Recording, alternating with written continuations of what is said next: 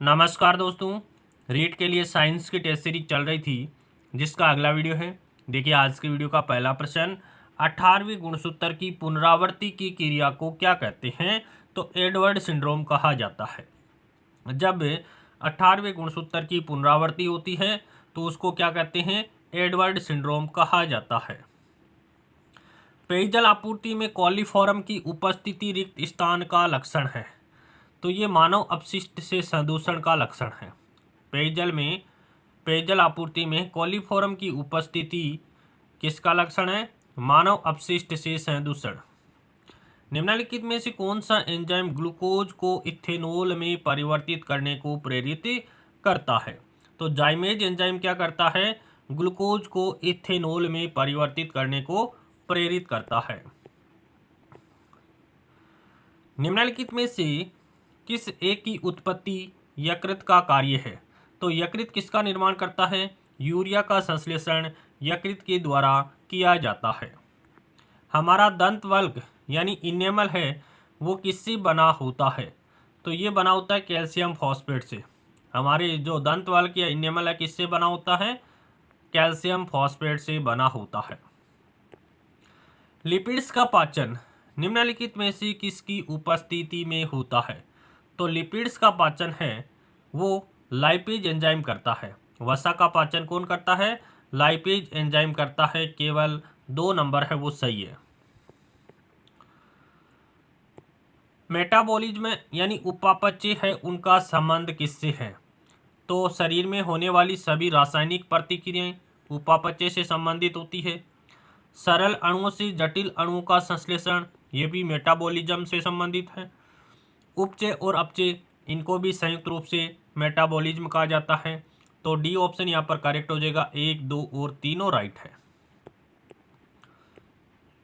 हमारे आहार में सभी प्रोटीन का पाचन केवल शुद्धांतर में होता है, यह कथन गलत है।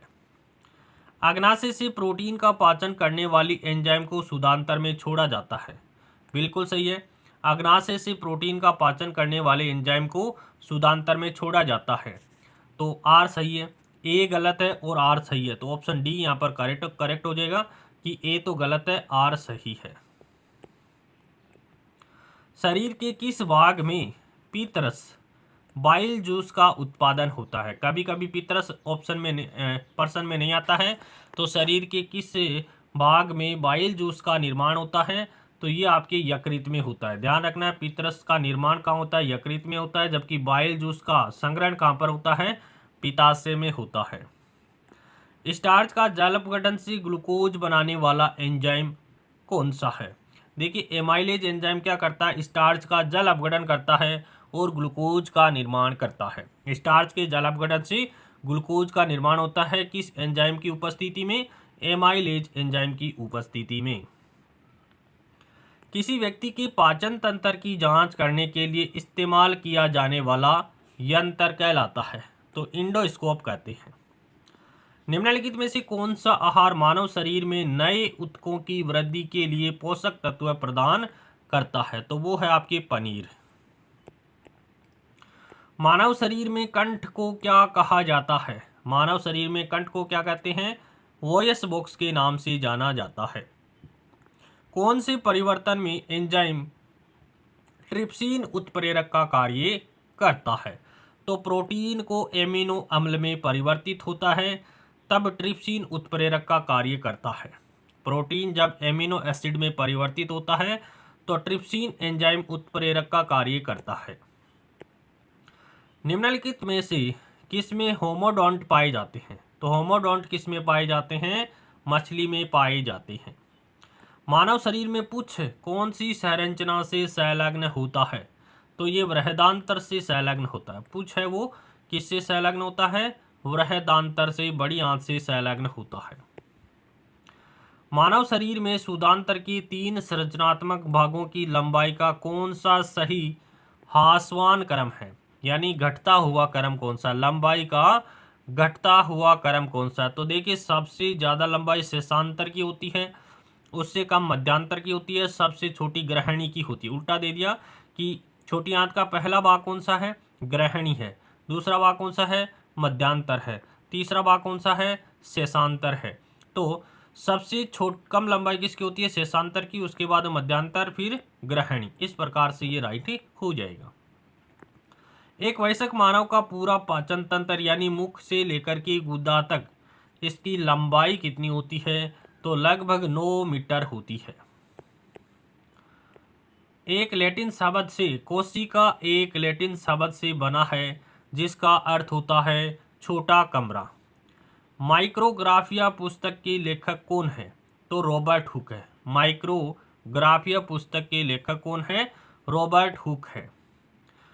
कोशिका में जीव द्रव्य की खोज किसने की, कोशिका में जीव द्रव्य की खोज पुरकिंजे के द्वारा की गई।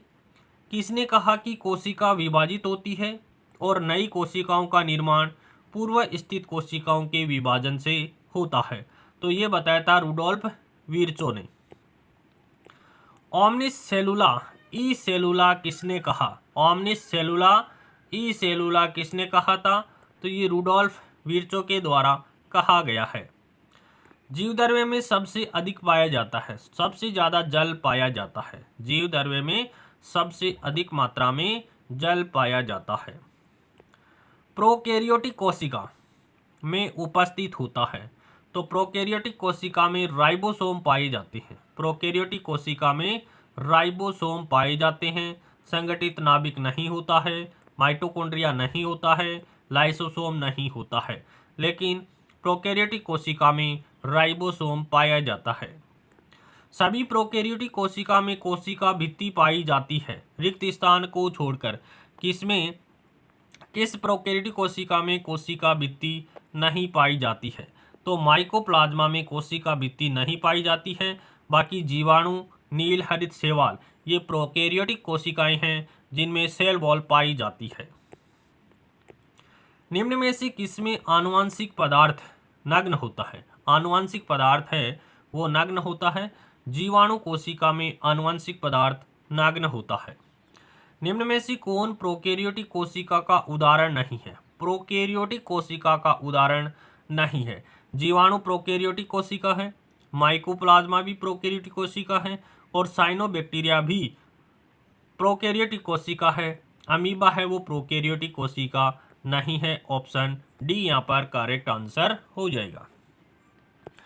यूकेरियोटिक कोशिका में पाई जाती है, तो यूकेरियोटिक कोशिका में क्या पाया, यूकेरियोटिक कोशिकाएं किसमें पाई जाती है, तो प्रोटिस्टा में भी यूकेरियोटिक कोशिकाएं पाई जाती है। पादपों में यूकेरियोटिक कोशिकाएं पाई जाती है, जंतुओं में भी यूकेरियोटिक कोशिकाएं पाई जाती है। इनमें से सभी यहाँ पर करेक्ट आंसर हो जाएगा।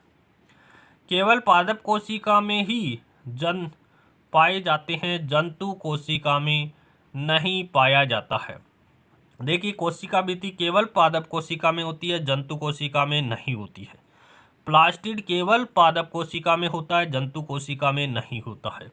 हरित लवक भी केवल पादप कोशिका में पाया जाता है, जंतु कोशिका में नहीं होता है।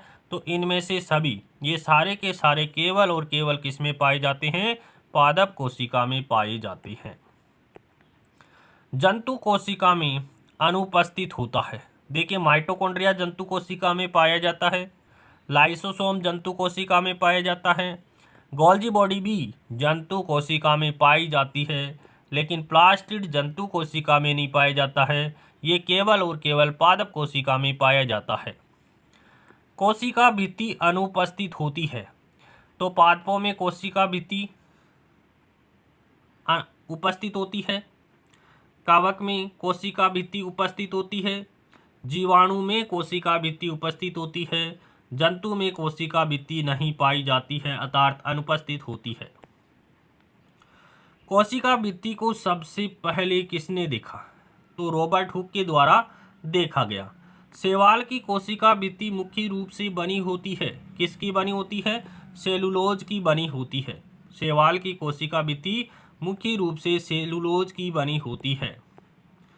पादप की कोशिका भित्ति में पाया जाता है, तो पादप की कोशिका भित्ति सेलुलोज, हेमीसेलुलोज और पेक्टिन की बनी होती है। ऑप्शन डी यहाँ पर करेक्ट हो जाएगा कि पादप की कोशिका भित्ति है वो सेलुलोज, हेमीसेलुलोज और पेक्टिन से निर्मित होती है। कोशिका भित्ति में उपस्थित पदार्थ और उसके कार्य के संदर्भ में गलत को आप चयन करना है। तो देखिए लिग्निन है वो मजबूती प्रदान करती है, लिग्निन है वो कोशिका भित्ति को मजबूती प्रदान करने वाला रसायन है। क्यूटीन है वो जल हाथ से बचाता है, क्यूटीन जल की हानि को रोकता है। सुबेरिन जल का परवाह नहीं करता है, जल का सेवन नहीं करता है। जल का सेवन कौन करता है? ये जाइलम के द्वारा किया जाता है। जल का सेवन किसके द्वारा होता है? जाइलम के द्वारा होता है। ऑप्शन सी यहाँ पर करेक्ट हो जाएगा। कोशिका झिल्ली मुख्यतः बनी होती है, कोशिका झिल्ली किसकी बनी होती है? तो ये प्रोटीन और लिपिड से निर्मित होती है। कोशिका झिल्ली किसकी बनी होती है? प्रोटीन और लिपिड से निर्मित होती है। निम्न में से कौन वर्णात्मक पारगम्य झिल्ली है? वर्णात्मक पारगम्य झिल्ली कौन सी है? तो ये हो जाएगी आपके कोशिका झिल्ली। कोशिका झिल्ली है वो वर्णात्मक पारगम्य झिल्ली है। किस प्रक्रिया द्वारा पदार्थ कोशिका झिल्ली के आर पार आते जाते हैं? किस प्रक्रिया के द्वारा? तो विसरण और परासरण, इन दोनों के द्वारा कोई भी पदार्थ है वो कोशिका झिल्ली के आर पार जाता है, विसरण और परासरण के द्वारा। डोलोमाइट चूर्ण का प्रयोग कुछ कृषि भूमियों में किया जाता है, इसकी प्रयोग का उद्देश्य क्या है? तो मृदा की पीएच को बढ़ाना है। डोलोमाइट चूर्ण का उपयोग कृषि भूमि में क्यों किया जाता है? क्योंकि ये मृदा की पीएच को बढ़ाता है।